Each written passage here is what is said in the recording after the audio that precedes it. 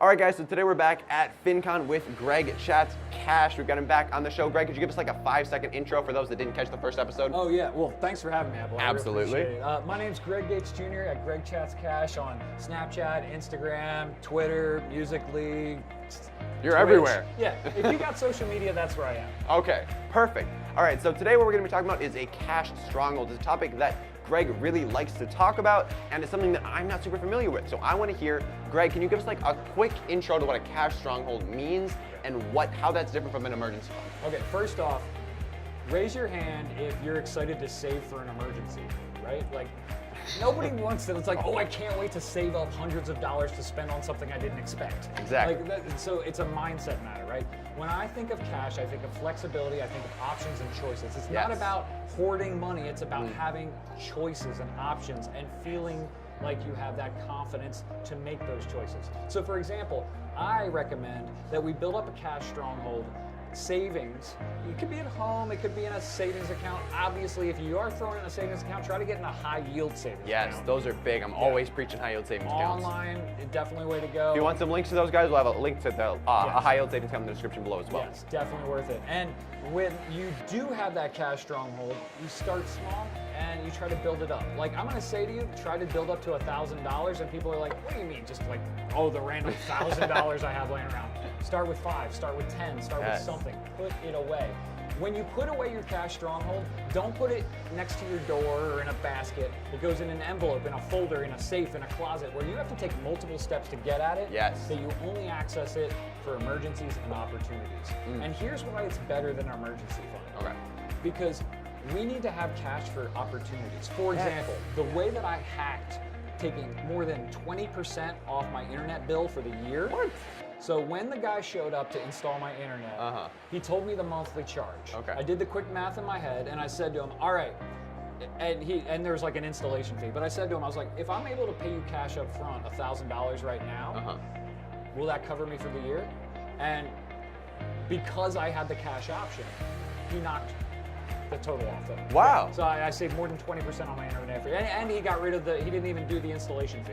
Wow. Yeah, so having that cash gave me the negotiation power. Yeah, those are options that you don't have if you didn't have that cash stronghold. Exactly. That's really, really big. Think of the number of times you've said, oh, if only I had had some money, I would have done that thing. Yeah. But here's the thing, with a cash stronghold, once I did that, once I paid that $1,000, at that point I'd had a little bit more in my cash stronghold, because I can't just drop all 1,000 and then the next day I go to the hospital or something like that, right? Oh, by the way, the reason a lot of people say save $1,000 for an emergency fund is because that's roughly what the deductible is if you end up in an emergency room. Okay. That's what you're going to pay out of pocket, even if you have health insurance. Okay. So once you are moving past that 1,000, though, for example, once I bought that internet, I definitely needed to really focus hard on rebuilding that cash, stacking it back again. Yes. So how should people go about starting to build this cash stronghold? So they want to have that emergency fund. They want to, not an emergency fund, but a cash stronghold. They want to be able to prepare for emergencies and have those opportunities.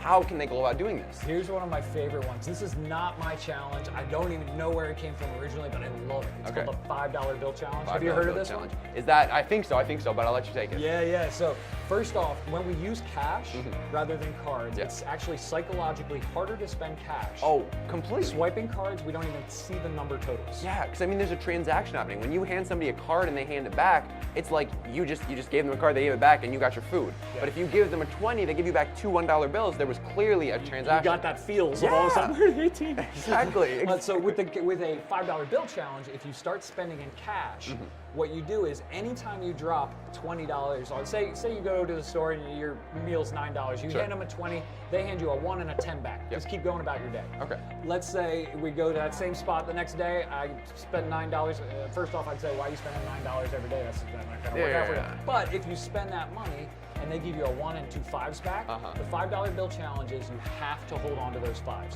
You cannot spend them. So every $5 bill someone hands you, it has to go home and into an envelope or into that folder, into that cash stronghold. people doing the $5 bill challenge can sometimes build up hundreds of dollars within like a week or two. Yeah, it's big, guys. Like I've talked to people who've done this before, and it really does, it works. Some people even go as extreme to do the 5 and 1s, so they'll put both of them in there, but that's real extreme, because then anytime you drop a 20, you got to put a lot of money away. So Sure. that's like a more extreme version, but the $5 challenge, that's so big, and I think that's a great way for people to get started building that cash stronghold. Yeah, and the other thing I would say out there is don't get discouraged too, because no blame, no shame. You're gonna dip into it. You're gonna make mistakes. Yeah. Just like the thing with budgeting, like you budget and you make mistakes along the way. Yeah. So don't get discouraged. Just come back at it and know that we all make mistakes. Exactly. I spent way too much on dinner the other night. It was ridiculous. Yeah. I'm gonna own it. And like one bad thing, like when people are on a diet and they have one bad day, it can ruin their whole month. Right. And if people are on a strict budget for the month, one bad day can ruin their whole month. So it's important to see one mistake as one mistake, and to not let that one slip up dictate your entire month, week, year, whatever. Yes. So that's really big as well. Absolutely. All right, Greg. Well, thank you very much for appearing on the Thanks, man. channel again. Glad If you to guys be here, bro. haven't seen the first episode that we did a couple days ago, definitely feel free to check that out. It'll be linked in the description below. Greg, can you give us like a 5-second spiel of where people can find you? Greg Chats Cash.